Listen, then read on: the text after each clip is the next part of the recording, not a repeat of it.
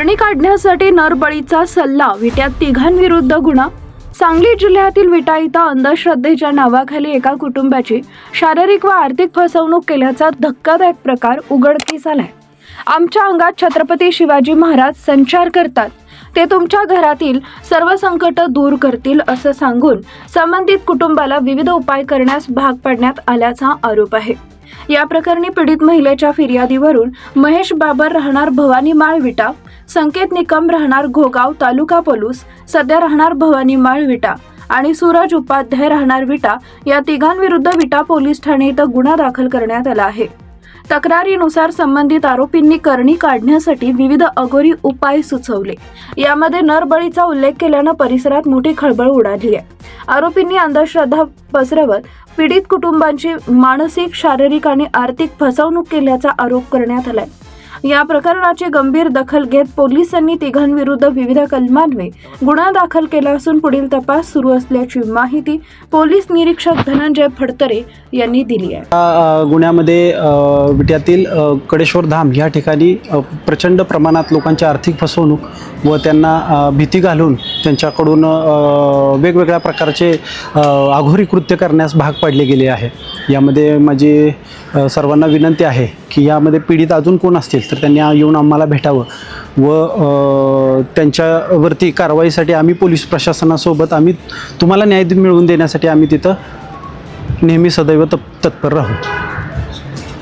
आणि यामध्ये माझी आपल्या माध्यमातून पोलीस प्रशासनाला विनंती आहे की ह्या संपूर्ण प्रकाराची सखोल चौकशी झाली पाहिजे।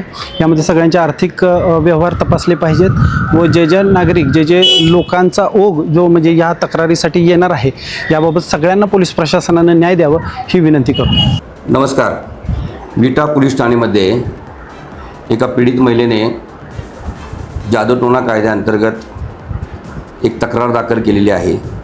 त्यानुसार विटा पोलीस ठाण्याला गुन्हा रजिस्टर क्रमांक 211/2026 कलम 118(1)(3)(5) सह जादूटोणा कायदा अधिनियम 2013च्या कलम 3 प्रमाणे गुन्हा दाखल असून त्यामध्ये आरोपी महेश बाबर राहणार भवानीमाळ विटा, संकेत निकम राहणार घोगाव तालुका पलूस जिल्हा सांगली सध्या भवानीमाळ विटा आणि सूरज उपाध्याय राहणार विटा या तिन्ही आरोपींनी त्यांच्या अंगामध्ये देवाचे अवतार असून अंगात दत्तगुरू, शंकर महाराज, चिलेबाबा, काळभैरव आणि छत्रपती शिवाजी महाराज यांचा संचार होत असून त्या अनुषंगाने ते सर्व संकटांना दूर करतात असं सांगून पीडित फिर्यादी महिला यांना अघोरी कृत्य करण्यास त्या अनुषंगाने पूजा, हवन, नरबळी,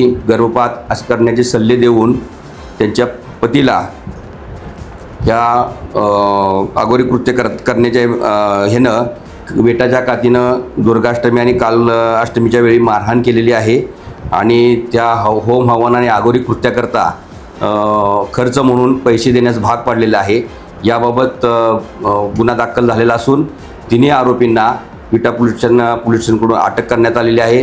त्यांना आज माननीय न्यायालयात हजर करत आहोत आणि गुन्ह्याचा पुढील तपास करीत आहोत। जय हिंद। न्यूज साठी संदीप जठार, गोंदवले।